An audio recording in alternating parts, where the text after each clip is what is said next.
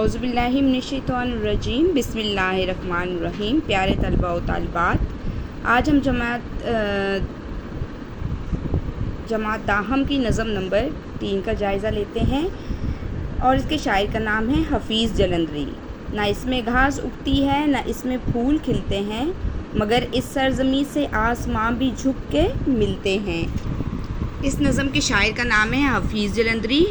شاعر حفیظ جلندری نے ایک تاریخی مقام درہ خیبر کا اس نظم میں ذکر کیا ہے۔ درہ خیبر پاکستان کے اندر اور افغانستان کی سرحد سے متصل ہے۔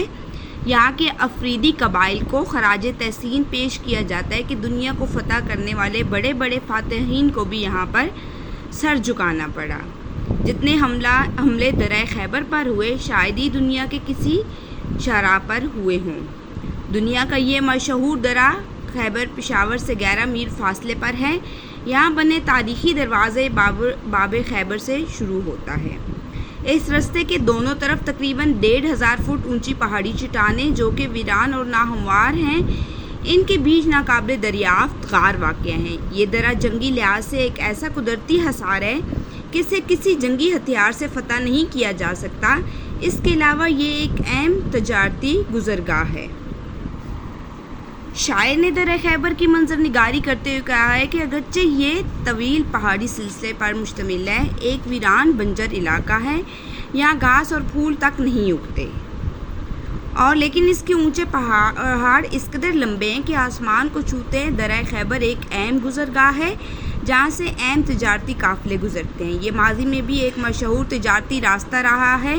یہ مشہور تجارتی گزرگاہ ہونے کے ساتھ ساتھ پہاڑی سلسلے سے گھرا ہوا ہے۔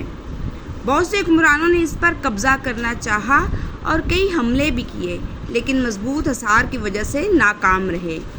آسمان بھی جھک کر ملتے ہیں سے مراد اونچے پہاڑی سلسلے کا آسمان کو چھونا، اور دوسرا مطلب یہ بھی ہے کہ کئی طاقتور حکمران اس سرزمین پر آ کر پسپا ہوئے۔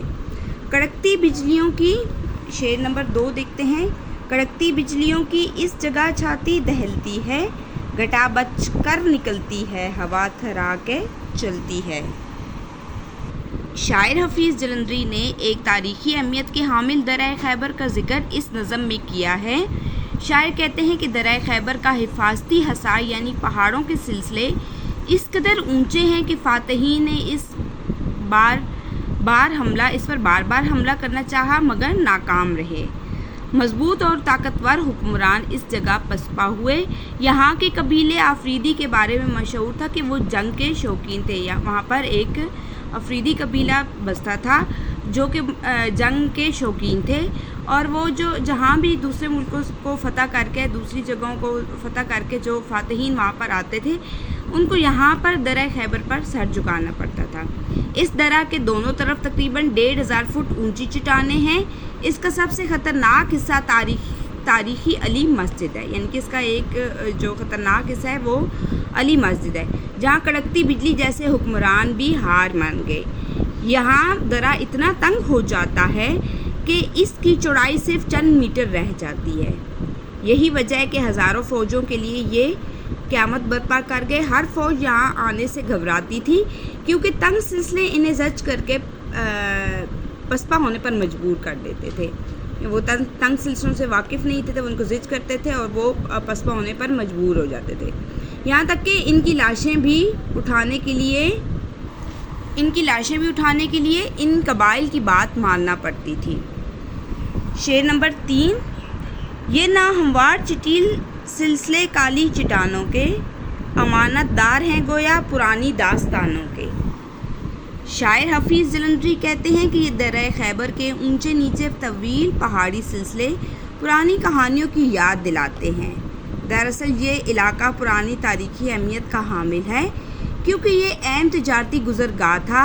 آریاؤں نے تقریباً 4000 سال پہلے اس کو پار کیا تھا اور ہندوستان میں داخل ہوئے تھے۔ منگول اور تاتاری بھی یہاں، یعنی پہلے آریاؤں نے اس کو 4000 سال پہلے پار کیا تھا اور ہندوستان میں داخل ہوئے تھے، اور منگول اور تاتاری بھی یہاں آئے۔ سلطان محمود غزنوی، شہاب الدین غوری، بابر اور احمد شاہ ابدالی جیسے فاتحین بھی یہاں پر آئے۔ مشہور سکندر اعظم کو بھی یہاں پر پسپائی ہوئی۔ سکندر اعظم کی فوج ایران کو فتح کرنے کے بعد گندھارا ریاست پر حملہ آور ہوئی، تو اس سے دریائے خیبر پر سب سے زیادہ مزاحمت کا سامنا کرنا پڑا۔ یعنی کہ سکندر اعظم کی فوج جس نے ایران کو فتح کرنے کے بعد گندھارا ریاست پر حملہ کیا تھا، تو اس دریائے خیبر پر سے مزاحمت کا سامنا کرنا پڑا، جس کی وجہ سے سکندر اعظم کی فوج کو یہاں سے اپنا راستہ بدلنا پڑا۔ یہاں پہ بھی اس کو جب شکست ہوئی تو اس کو اپنا راستہ بدلنا پڑا۔ اس وجہ سے یہ درہ تاریخی واقعات کی یاد دلاتا ہے۔ کیوں تاریخی واقعات کی یاد کیوں دلاتا ہے؟ کیونکہ یہاں پر بڑے بڑے فاتحین آئے، سلطان محمود غزنوی، شہاب الدین غوری، بابر اور احمد شاہ ابدالی جیسے فاتحین آئے، لیکن وہ بھی یہاں پسپا ہو گئے۔ شعر نمبر 4، یہی پگڈنڈیاں نئی رنگے ہستی کی نظیریں ہیں، یہی تو قسمت اقوام کی خونیں لکیریں ہیں۔ حفیظ جلندری کہتے ہیں کہ درہ خیبر کے تنگ راستے رنگین نظاروں کی مثال ہیں۔ دراصل یہ اہم تجارتی گزرگاہ ہیں، اور اب تک یہاں سے اہم تجارتی قافلے گزرتے ہیں، تو یہ راستے ہمیں ماضی کے اہم واقعات کی یاد دلاتے ہیں کہ کس طرح تجارتی قافلے یہاں سے گزر کر ہندوستان جایا کرتے۔ آریوں، منگولوں، تاتاریوں اور مسلمان فاتحین اسی اہمیت کی وجہ سے یہاں سے گزرے۔ عظیم سکندر اعظم کو یہاں پسپائی ہوئی۔ لوگ تجارت کی غرض سے یہاں سے گزرتے کیونکہ یہ اہم گزرگاہ تھی۔ ماضی میں اونٹ کے قافلے یہاں سے گزرتے تھے، لیکن اب ٹرینوں، لاریوں اور سڑکوں کے ذریعے اہم سامان لایا اور بھیجا جاتا ہے۔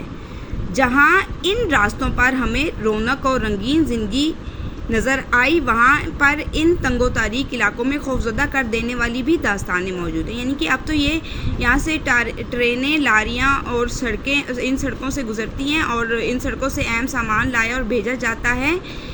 اور پہلے اب تو یہ رنگین ہو گئے ہیں، لیکن یہاں پر تاریخ میں یہاں پر پہلے یہاں سے اونٹ کے قافلے گزرا کرتے تھے، اور یہاں پر تاریخ اور خوفزدہ کر دینے والی داستانیں بھی ہیں۔ علی مسجد کا مقام اس قدر تنگ تھا کہ فوج پسپائی پر مجبور ہو جاتی تھی۔ یہاں کے قبائلی لوگ ان کی لاشیں بغیر شرائط و ضوابط واپس نہ کرتے تھے۔ یعنی کہ جو فوج یہاں پسپا ہوتی تھی، ان کے جو بندے یہاں پر مارے جاتے تھے، ان کی لاشیں بھی، جو وہاں کے قبائلی لوگ تھے درہ خیبر کے، ان کی لاشیں بھی بغیر شرائط و ضوابط کے واپس نہ کرتے تھے۔ اس لحاظ سے یہ علاقہ خونی داستانوں سے بھی ملحق ہے۔